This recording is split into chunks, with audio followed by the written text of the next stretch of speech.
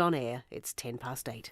And you're with Morning Report. The National Party is claiming that this year's budget proves the government can't be trusted to manage the economy. More taxes, more debt and a slowing economy are all on the horizon, say the National Party's finance spokesperson Amy Adams. She joins us now in the Wellington studio. Good morning. Good morning. Why do you say that? I mean, the books look in reasonable shape, don't they? No, the books show actually what we've been saying for a long time, which is that the economy has slowed down sharply. So it's dropped from around 4% for the 2 years before the election to now, according to the books, 2.4%, and Treasury saying it could actually even be a little lower at this stage. Well, it'll be 3% that in the year coming. Well, if you believe the forecasts, and actually most of the independent bank forecasters, bank economists are not so rosy. Treasury has been optimistic on these forecasts for the last couple of years, and it's always underperformed. Certainly the current year, 2.4% according to Treasury, 2% according to others. What we know is that it's a big drop on where we've been, and that means billions of dollars less money of tax revenue to spend on things like wellbeing. It means our job market is contracting sharply, and it means ultimately things are going to be tougher for New Zealand. The economy is what pays for wellbeing, for schools, for roads, for teachers. If you lose sight of that, there's less money in the future. Okay, you can argue the toss about what's driving the economy down or not, but within what they've got and what Treasury has delivered them, they have stuck to their budget fiscal rules. They haven't breached the debt target as per these forecasts. They're running surpluses. So in some ways, they're being criticised for being too conservative. Well, actually, what you see in yesterday's budget are the chunk of tax that they're taking out of New Zealanders, even though the economy's slowing, is going up as a share of our economy. 3 new taxes in the budget yesterday. We're seeing those debt numbers go up and up and up. And of course, Grant Robertson's just come out recently and said... What are those said, 3 new taxes? The 3 new taxes are there's a work safety levy that will go on small businesses. There is now GST on mobile roaming.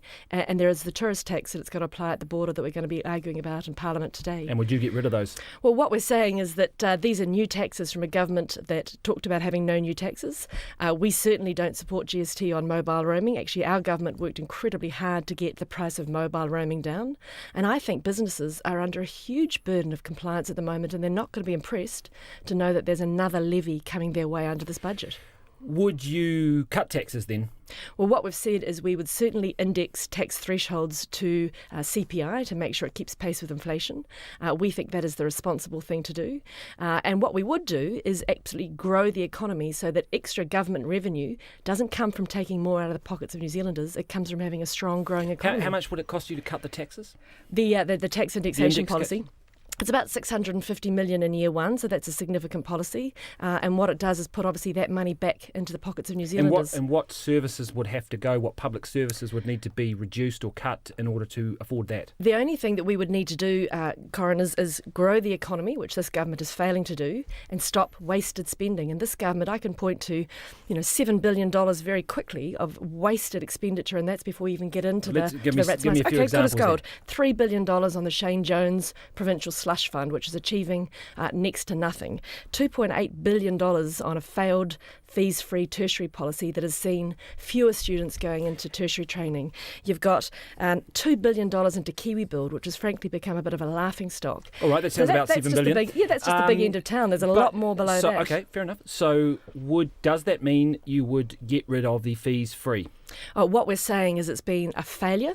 We're saying it was always a poorly designed policy. We'll be making announcements about exactly what we would do at the right time. You don't seem to be saying you'd be getting rid of it. Well, that's because, Corin, we make our own decisions about when we announce things, but I think you can take from our language that we think it is wasted expenditure, we think it has been a failed policy, and we think for the government to prioritise something like that over making sure we have good quality teachers in classrooms and smaller class sizes was just a bad choice. And would you rule out, if you had to go into a coalition with New Zealand First after the next election, would you rule out an extension of the primary growth fund, the provincial growth fund? Well, again, what we would say is that regional economic development is incredibly important.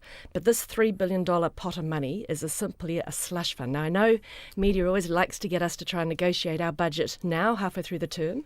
What we're here to talk about is the fact that the government has overseen a vastly slowing economy. That means it's got less money to spend. It's had to borrow from future generations. And if you look at those out years we started to talk about before, yes, and look, surpluses are down, debt is up. You talk about tax growing the economy, and that's bad for New Zealand. And to be fair, there is some criticism that poor business confidence and these factors may be dragging down the domestic economy. Absolutely are. But There is also an argument that says a lot of it is offshore driven. That is, there's global uncertainty. You may find that there is global uncertainty as well that restricts your ability to grow the economy. Except the numbers don't support that that's been what's pulling down our economy to date. Absolutely, there are global risks ahead. And if you look at what people like the Reserve Bank and the banks are saying, the global risks are risks. They are what we're facing in the future. And we agree with that. But if you look at the period we're talking about where growth has dropped from 4% to closer to 2%, that's at a time actually when our trading partners are doing incredibly well. Our terms of trade are at record levels. Our exports are booming. But let me tell you what has also dropped that's not what's been driving us down. In that period as well, is that when we were growing at 4%, we also had a housing market that was completely out of control in Auckland. We had net migration running at 70,000 plus, and a very strong criticism of your government at the time that it was just running a migration, housing-fuelled economy that wasn't delivering for everybody. But here's the number you look at to answer that question, and it's GDP per capita, or basically how much better off we're getting per person.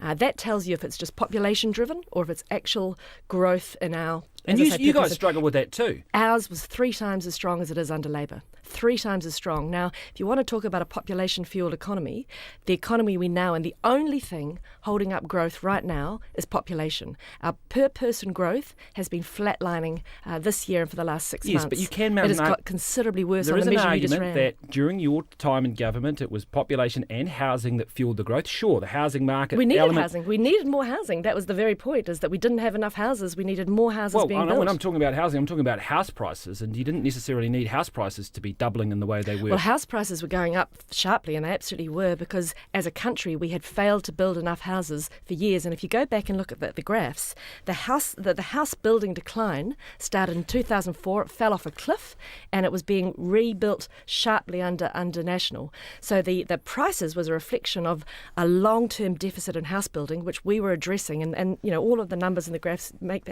support that. Teachers, would you find the money, more money than the 1.2 billion envelope, to pay teachers more? We absolutely think that teachers deserve to be paid more. We think we need to have more teachers in the classroom, so we have smaller class sizes. We've committed to that as a policy. Labor promised it, and 2 budgets in have still failed to deliver it. And as I said earlier, we think this government has made very bad choices with the money they do have left to them from the strong economy about how they've invested. We would not have prioritised things like $1 billion for KiwiRail, $2.8 billion for their failed fees free, and left teachers not being able to do their job properly. So you're saying no to the KiwiRail investment? I'm saying when KiwiRail is put ahead of settling the teachers' dispute, something is wrong with this government's priorities. Can you be more clear than that? Because this is a long-term investment in rail. If you were to be re-elected, are you saying we wouldn't make that investment? Well, actually, we put a lot of money into KiwiRail when we were in government, but we also didn't have strikes from the teachers that we've seen for a long time. And I think we need to be really clear what this KiwiRail investment is. And the government has to give us the details. But all I can see so far from the budget is that that's a subsidy for KiwiRail to keep operating. That is not necessarily going to see a whole lot more train lines. So we'll wait and see more detail. But what I am saying absolutely, Guyon, is that budget... Oh, sorry, Corin, that's okay. I apologise. I'll let you away with it once. Well, yeah, that's right. But it's early morning. Budgets are all about choices for government. You've got a limited pool of money, and quite a big one in this government's case, because they've pinched it from future years. But nonetheless, you've got to make choices. Okay. And their choice has been KiwiRail rather than teachers. KiwiRail but they've rather also than put cancer nearly drugs. $2 billion into mental health. And that seems to have been, pretty well praised in a lot of quarters. Would you keep that money?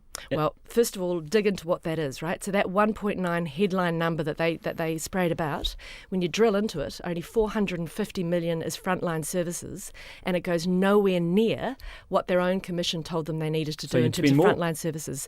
We're saying they've got nowhere near what they need. Okay. So let me come back to this. So they've been in government now 18 months. The first thing they did when they came in was cancelled $100 million worth of very evidence-based, well-supported, on-the-ground mental health pilot programs that they didn't have happen. So now if they'd left that in place, by now we would know far more what needs to be spent, what is working. Okay. That was a national commitment, but these guys killed it. But they're getting back to principle, it late. the direction, the well-being element, the putting the money into mental health, the indexing of the benefits, the principle, do you support that?